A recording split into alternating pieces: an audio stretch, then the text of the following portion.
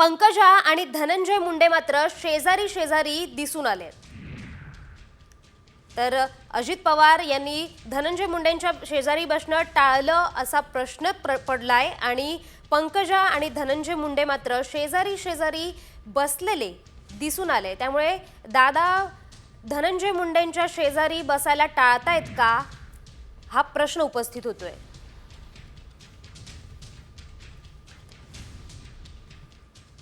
याबाबतचीच अधिकची माहिती देत आहेत आमचे प्रतिनिधी माधव सावरगावे। तर माधव, काय सांगाल की या बैठकीची दृश्य दिसतायत, पंकजा मुंडे आणि धनंजय मुंडे शेजारी शेजारी दिसतायत, मात्र अजित पवारांनी धनंजय मुंडेंच्या बाजूला बसणं टाळलेलं आहे असा सवाल आता उपस्थित होतोय। तर याबाबत काय अधिकची माहिती?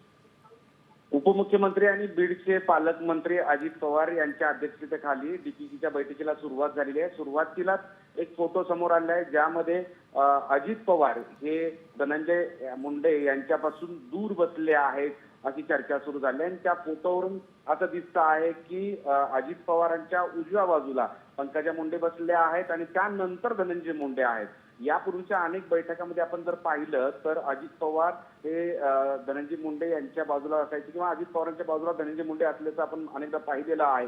आणि सकाळच्या ज्यावेळेस अजित पवार हे बीडमध्ये पोहोचले होते त्यावेळेस सुद्धा ते डाव्या बाजूला उभे राहिलेले होते। पण त्याच वेळेस अजित पवार यांनी सगळ्यांना खडसावून सांगितलं होतं की इथे जी परिस्थिती आहे ती बदलणं गरजेचं आहे आणि या सगळ्या परिस्थितीला जर कोणी काहीतरी अनुचित प्रकार करत असेल तर त्याच्यावर थेट कारवाई केली जाईल। कान उघडणी सुद्धा केलेली होती।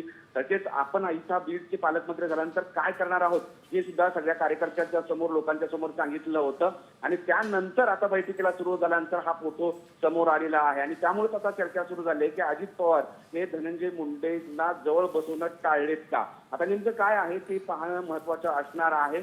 पण या फोटोमुळं धनंजय मुंडे हे अजित पवारांपासून दूर। धन्यवाद माधव दिलेल्या या माहितीबद्दल। तर मुंडेंचा शेजार अजितदादांना नकोसा झालाय का असा आता प्रश्न उपस्थित होतोय। पंकजा मुंडे आणि धनंजय मुंडे मात्र या बैठकीत शेजारी शेजारी बसलेले दिसतायत।